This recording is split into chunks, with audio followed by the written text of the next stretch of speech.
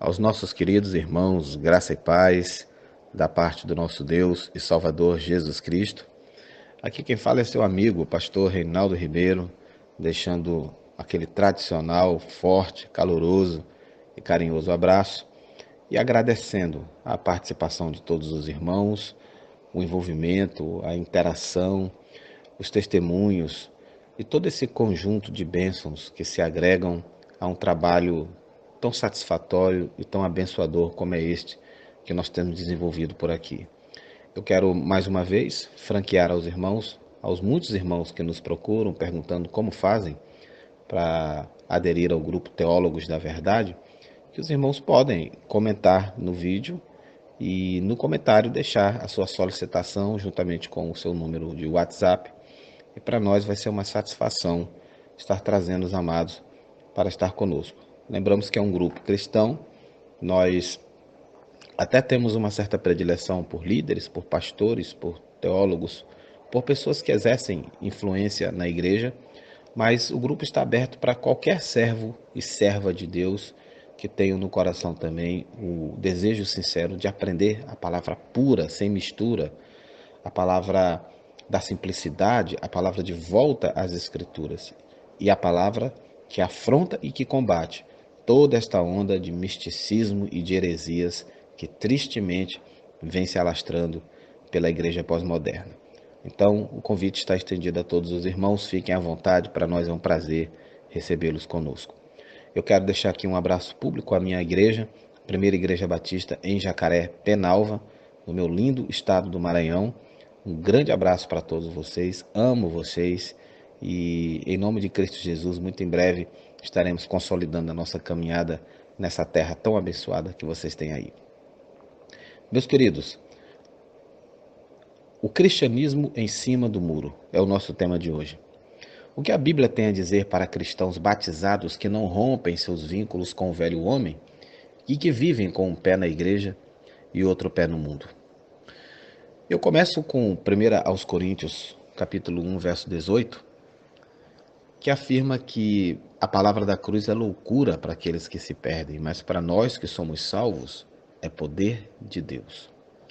Ser um seguidor de Jesus é ser um maluco, alguém que é diferente do padrão do mundo. Se dissemos que somos cristãos, mas ninguém que convive ao nosso redor percebe que somos cristãos, então há algum problema. O cristão é alguém que vive de maneira diferente, que anda na contramão, e as pessoas percebem e pensando nisso, pelo fato delas perceberem, eu gostaria de trabalhar com os amados 3 perguntas. Em primeiro lugar, por que o cristão anda na contramão? Em segundo lugar, será que as pessoas sabem que você é um cristão? Será que as nossas atitudes são típicas de alguém que se diz cristão? E em terceiro lugar, será que você tem medo do que as pessoas vão pensar a seu respeito pelo fato de você ser um seguidor de Jesus? Comecemos então. Por que o cristão anda na contramão? Nós dizemos, irmãos, que somos seguidores de Jesus, mas Jesus é invisível e ele é impopular. Jesus não é um tipo de celebridade que nós podemos seguir no Twitter. E além disso, ele ensinou coisas bastante difíceis de serem cumpridas. Por exemplo, qualquer que olhar para uma mulher para desejá-la, já cometeu adultério com ela no seu coração. Mateus 5:28. Ou então, amem os seus inimigos e orem por aqueles que os perseguem, para que vocês venham a ser filhos do seu Pai que está nos céus. Mateus 5, de 44 a 45. Muita gente acha que os ensinamentos de Jesus e os demais ensinamentos da Bíblia são muito bonitos, até terem que colocá-los em prática. A verdade, porém, é que os ensinamentos da Bíblia contrariam a nossa natureza pecaminosa, desagradam a nossa carne. Então muita gente prefere continuar vivendo sem a interferência de Jesus em suas vidas. Se de fato somos seguidores de Jesus, a Bíblia é o nosso manual de vida. E quando nós vivemos o que esse manual de vida nos ensina, o nosso estilo de vida nos faz diferentes do mundo. A Bíblia nos ensina que a nossa identidade não pode ser confundida com a do mundo. Romanos, capítulo 12, verso 2, está escrito: Não vos conformeis com este século, mas transformai-vos pela renovação da vossa mente, para que experimenteis qual seja a boa, agradável e perfeita vontade de Deus.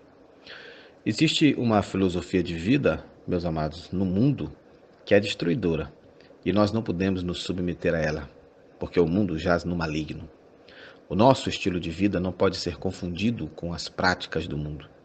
Existe um contraste muito grande entre o Filho de Deus e o ímpio. No próprio texto de Romanos, Paulo nos mostra isto. Há um contraste entre as palavras conformar e renovar. A mente conformada é uma mente obscurecida pela filosofia do mundo. O conformismo nos faz aprovar e praticar as ações do mundo. Começamos a pensar que nosso estilo de vida é aceitável, normal, e isso nos impede de vivermos a boa vontade de Deus. Uma mente mundana, conformada, é como um espelho empoeirado. Enquanto ele não for limpo de toda sujeira, não poderá refletir a luz do sol. Se você possui vida dupla, um crente na igreja e um mundano em casa ou na rua, então o seu espelho está sujo e o pecado não lhe mostra a sua verdadeira face. Então, um cristão não se adequa aos padrões deste mundo. Este mundo, na verdade, é apenas nossa seara de trabalho, pois nas demais coisas, nele, nós somos forasteiros. A segunda pergunta foi: será que as pessoas sabem que você é um cristão? Será que as suas atitudes são típicas de alguém que se diz cristão? Um exemplo de um homem temente a Deus e que não se conformou com este mundo é Daniel. No capítulo 1 de Daniel, nós vemos que o rei Nabucodonosor estava à procura dos melhores homens para servirem na corte. Daniel, Ananias, Misael e Mesaque foram escolhidos. Em Daniel 1:8 está escrito que ele escolheu firmemente não contaminar-se com as iguarias do rei, as finas iguarias do rei, e nem com o vinho que ele bebia. Então Daniel pediu ao chefe dos eunucos que lhe permitisse não contaminar-se. A comida e a bebida que Daniel recusou eram preparadas de acordo com a lei e provavelmente eram consagradas a ídolos. Daniel decidiu não se envolver com o mundo. Daniel foi ousado e andou na contramão. Ele foi fiel a Deus. Será que nós faríamos a mesma coisa no lugar de Daniel? Honraríamos a Deus? Ficaria claro para o rei que somos tementes a Deus? Imagine se o seu patrão pedisse para você fraudar alguém, um cliente. Ou então se um colega de classe deixasse você colar na prova, ludibriando o seu professor. Qual seria a sua reação? E quanto ao seu comportamento em casa? Que tipo de sacerdote você é em seu lar? E que exemplos espirituais você passa para a sua família? A sua conduta, ela é uma conduta bíblica ou ela é uma conduta mundana? Você dedica, meu amado irmão, mais tempo à palavra de Deus ou se empanturrando de imundícies nas redes sociais e na TV? Quais são as canções que deleitam a sua alma? São cânticos espirituais de adoração ou é o lixo gospel? Ou você já alcançou o mais alto degrau da carnalidade a ponto de, mesmo sendo crente, talvez até batizado, aprecie músicas mundanas repletas de princípios anticristãos e ritmos carnais? Afinal de contas, quem realmente é você? O ator que encena seu teatro religioso na igreja? Ou o hipócrita da sociedade que escandaliza o evangelho carregando o nome de Cristo na aparência e fazendo a vontade do diabo no modo de agir? 1 João, no capítulo 2 e no versículo 15, está escrito, irmãos: não ameis o mundo e nem as coisas que há no mundo. Se alguém amar o mundo, o amor do Pai não está nele. Porque tudo que há no mundo, a concupiscência da carne, a concupiscência dos olhos e a soberba da vida, não procede do Pai, mas procede do mundo. Deus quer que sejamos santos, que sejamos separados do mundo. As pessoas saberão que somos cristãos com a nossa santidade e piedade. Que sentido faz eu dizer que sirvo a Deus se meu modo de agir, de falar e minhas predileções são iguais às daqueles que não servem a Deus? Se sou cristão, essa minha identidade deve ficar clara a todos. Se somos filhos de Deus, temos que vestir a camisa de Cristo e não a do mundo.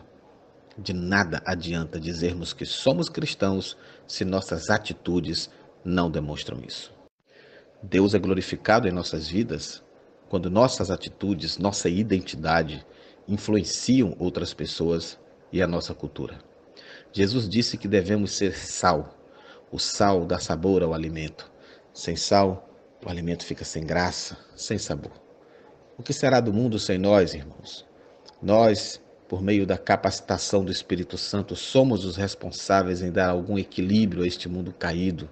E isso acontece ao andarmos na contramão. Não é fácil andar na contramão, mas essa é a prova de que morremos de fato para o mundo. Uma coisa morta pode seguir arrastada pela correnteza, mas somente uma coisa viva pode contrariá-la e nadar contra ela. Você está vivo ou está morto? Andar na contramão indica que estamos vivos, que estamos lutando. Ao andarmos na contramão, pessoas se conflitam conosco, mas é nessa circunstância que devemos deixar a marca de Cristo nestas mesmas pessoas. Nadar contra a correnteza impede que a correnteza cresça, traz um equilíbrio. E a terceira pergunta é: será que você tem medo do que as pessoas vão pensar a seu respeito por ser um seguidor de Jesus? Muitas vezes no início da minha caminhada, irmãos, ainda eu lembro, no bairro onde eu morava, na escola, eu tive vergonha de dizer que eu era cristão. Por que será que nós fazemos isso? Paulo escreve em Romanos 1, 16 a 17. Eu não me envergonho do Evangelho porque ele é o poder de Deus para a salvação de todo aquele que crê. Primeiro do judeu, também do grego, visto que a justiça de Deus se revela no Evangelho de fé em fé, como está escrito, o justo viverá pela fé. Se realmente entendemos quem é Jesus e o que ele fez por nossas vidas, nós não devemos nos envergonhar do Evangelho, e muito menos envergonhar o Evangelho, por meio de uma vida e um testemunho que não lhe sejam condizentes. No livro de Atos, irmãos, nós vemos que os apóstolos tinham tanto orgulho de serem cristãos que eles estavam prontos a sofrerem grande violência por causa disso. Atos 5, de 40 a 42, está escrito: chamando os apóstolos, açoitaram-nos e, ordenando-lhes que não falassem em o nome de Jesus, os soltaram. E eles se retiraram do sinédrio, regozijando-se por terem sido considerados dignos de sofrer afrontas por esse nome. Em contraste com essa cena de Atos, nós também nos deparamos com Pedro, que negou a Jesus 3 vezes. Pedro, porém, foi restaurado e se tornou um grande apóstolo. Se realmente entendemos quem é Jesus e o que ele fez por nossas vidas, não devemos nos envergonhar do Evangelho. Isso faz parte de andarmos na contramão. Muitas pessoas dizem que não se adequam aos padrões do mundo moderno e se revoltam, criando suas ideologias. Quando essas pessoas fazem isso, porém, estão fazendo por motivos que pertencem a este mundo. Com os cristãos é diferente. Dizemos que não nos adequamos aos padrões do mundo moderno porque sequer pertencemos a este mundo. Somos apenas forasteiros e peregrinos por aqui. Devemos olhar para o eterno, para a cruz de Cristo. Cristo entregou sua vida por nós, pagou um alto preço para que vivêssemos de um modo digno daquilo que ele nos ensinou. Leia Efésios 4:1.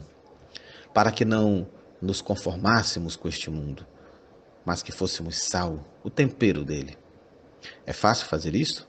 Claro que não é. Se eu fosse te recomendar uma religião para lhe fazer sentir confortável, certamente não recomendaria o cristianismo. A verdade nem sempre é fácil. Por isso a fé cristã não cabe em covardes e em hipócritas. Ela é uma prerrogativa de pessoas honestas consigo mesmas e com Deus. Há uma oportunidade de restauração para todos que arrancam suas máscaras e assumem sua verdadeira natureza, mostrando seu caráter. Mas aqueles que vivem como se não tivessem caráter, em cima do muro, tentando conciliar o irreconciliável, tentando unir luz e trevas, são como a igreja de Laodiceia e estão a ponto de serem vomitados pelo reto juízo de Deus. tome cuidado se esta for a sua situação. Seja sal na sua escola, no seu trabalho, na sua família. Viva uma vida santa para Deus e não deixe sua identidade ser confundida com a do mundo. Ser cristão, não esqueça disso, é andar na contramão. Um grande abraço e que Deus abençoe a sua vida em nome de Jesus.